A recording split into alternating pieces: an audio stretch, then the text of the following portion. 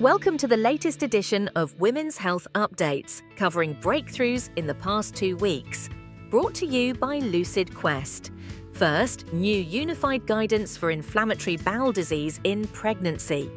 Experts advise continuing biologics and thiopurines, avoiding small molecule IBD drugs during pregnancy and lactation, considering low-dose aspirin when preeclampsia risk is elevated, and managing all IBD pregnancies as high risk. This could inform prescribing and payer reviews pending full data.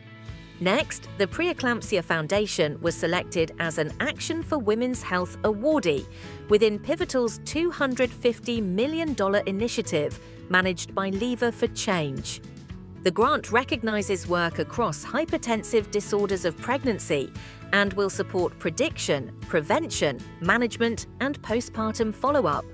Roche reported that oral selective estrogen receptor degrader giredestrant met the primary endpoint of invasive disease-free survival in the Phase 3 lidERA adjuvant study for early ER-positive, HER2-negative breast cancer. Overall survival is immature with a positive trend, and safety was consistent. This is the first Phase 3 oral selective estrogen receptor degrader to show a significant benefit versus standard endocrine monotherapy in this setting, with data heading to regulators and a future medical meeting. From the Americas, Brazil, Chile, and El Salvador shared progress towards cervical cancer elimination.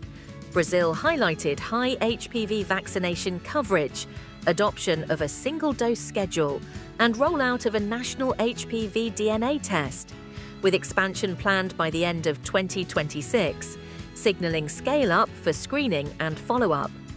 WHO and the International Agency for Research on Cancer launched a free cervical precancer learning program on WHO Academy for officials, clinicians, and community health workers.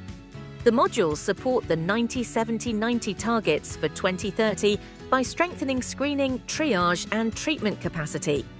In oncology R&D, the BCL-XL degrader DT2216 began dosing in a Dana-Farber Phase 1b/2 study with weekly paclitaxel in platinum-resistant ovarian cancer, building on Phase 1a recommended Phase 2 dose and preclinical tumor eradication signals.